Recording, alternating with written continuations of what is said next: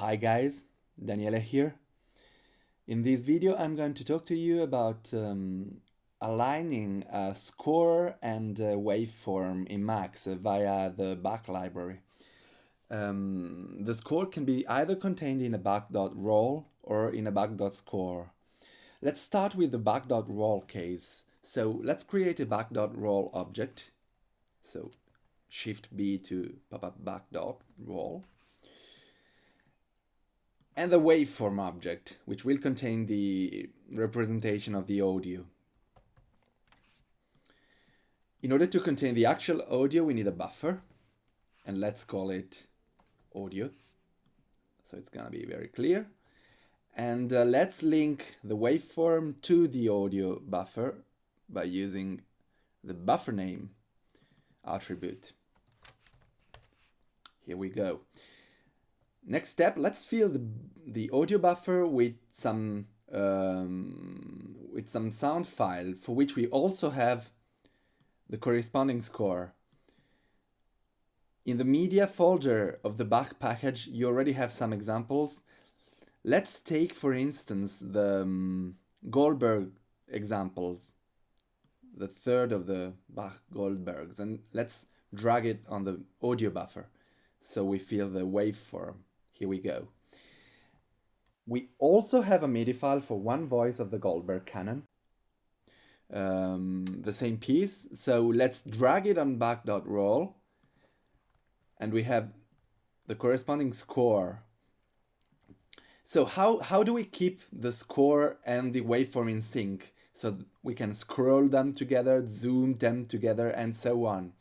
Well, the first thing we want to do is to verify where exactly the score starts pixel-wise and where exactly the score ends pixel-wise. This is actually the position of the domain in pixels. This is the beginning of the domain, probably, and this is gonna be more or less the end. But to be absolutely sure, we can go and look for one specific attribute named highlight domain. If we drag it, well, and if we toggle it, we see that the actual position of the domain turns pink. Well, the selection color at least. That's handy because we can then position exactly the waveform on the domain. So to be sure that we actually are on the same portion of screen with both of them. Of course, this doesn't cut it because I can move the domain in Bach.roll and nothing changes in the waveform. But at the same time, well, we can untoggle highlight domain now. But at the same time, I can notice one thing. Let's put a Bach.print connected to the playout. And let's open the Max console. You'll see that whenever I move or zoom, whenever I change the domain, well, the modification is notified via a message of the kind domain, start of the domain in milliseconds, end of the domain in milliseconds. Well, that's kind of handy because with that information, we can update the display start and the display length of the waveform. The only thing we have to be careful is that the domain message does not give start and end length, but rather start and end, which means that the length will be the difference between the two. But in order to take the difference between the two, we can, first of all, we can route only the Bach messages started with domain. So let's use Bach keys domain in order to do that. And here we only have the domain values, start and end in milliseconds. Then let's take both values with Bach.pick. Let's take the first one and then the second one. And what do? Well, the first one should be connected directly to the display start. And the second one is not actually the display length, rather should be the difference between the two. Let's just note for 1 minute that we are connecting a Bach object with a Max object, so we want to use @out_m or @out_t if you're used to that. And then we have to take the difference between the second one and the first one in order to get the display length. But once we do that, that's pretty much all we need. So you see that now I can scroll the score, I can zoom the score, and it just stays in sync, aligned with the waveform below, provided that actually my score, this doesn't work for zooming when I zoom too much and the score ends here, because I cannot set a display length greater than the length of the audio file in a waveform. But apart from that, the scrolling is in sync with the score. And that's pretty much it. You can actually have fun by maybe changing colors in the waveform, removing the background, possibly removing the grid if you don't want that, and maybe setting a waveform color, a darker one. Then you can maybe Ctrl-Shift-Click on the voice and drag down in order to create more space after the voice. And let's put the waveform there. Let's hide the cables. And here we go. That's even nicer. Very well.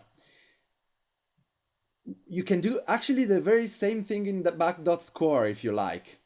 Let's take a bach.score and maybe let's quantize the bach.roll we already have in order to get the quantized version of it. So let's use a quick and dirty bach quantize, connect it to bach.score. Let's connect the first outlet of bach roll to the middle inlet of bach quantize. Let's send a quantize message, and let's send an auto message to bach.quantize, which means that the quantization will be performed according to the markers we have.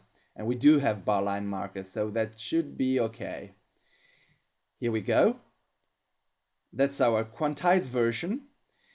Actually, there's one important difference, I'd say, between bach.roll and bach.score. Bach.roll is a proportional notation editor, meaning that actually equal amounts of space correspond to equal amounts of time, which is nice because that's exactly the same for my waveform object. That's not true for bach.score. Bach.score has kind of complicated spacing mechanisms, for which, you see, this measure takes more space than this measure, although they essentially last the same amount of time. This is not what you want if you want to align a waveform and a score. So the first thing we might want to do is to change the spacing mechanism in bach.roll. And to do that, well, let's scroll up a little bit so we can see it. And to do that, what we can do is to search for an attribute involving spacing. We found a bunch of them. The one we need is spacing type. Well, spacing type now is set to smart. But if we change it to proportional, well, everything is in proportional notation. And actually, if we set the spacing width to 1, the proportional notation is exactly the same as the one of bach.roll, provided that you have the same amount of vertical zoom or V-zoom attribute. So that's handier. It's not nicer than before because you see, well, the bar line overlaps with notes and with rests because everything is exactly in proportional notation. But actually, this is handy because we can now do essentially the same thing as before. So let's also check what comes out from the play out, the one but last outlet, whenever I modify the position in the score. So let's go to the max console and let's see that actually it's mostly like before, but we also have some additional information about measure and point measures. So it's a time point position and absolute time position of the domain. We do not need the time point information, we only need the millisecond information, so the absolute millisecond position, and we can just take again whatever comes after domain, and we can again just take the first two elements. So it's actually going to be exactly the same patch as before, only for bach.score. And again, we can actually highlight the domain by toggling the attribute, and so we can adjust exactly the waveform on the domain. Let's make it a little bit tinier. Let's remove highlight domain from bach.score.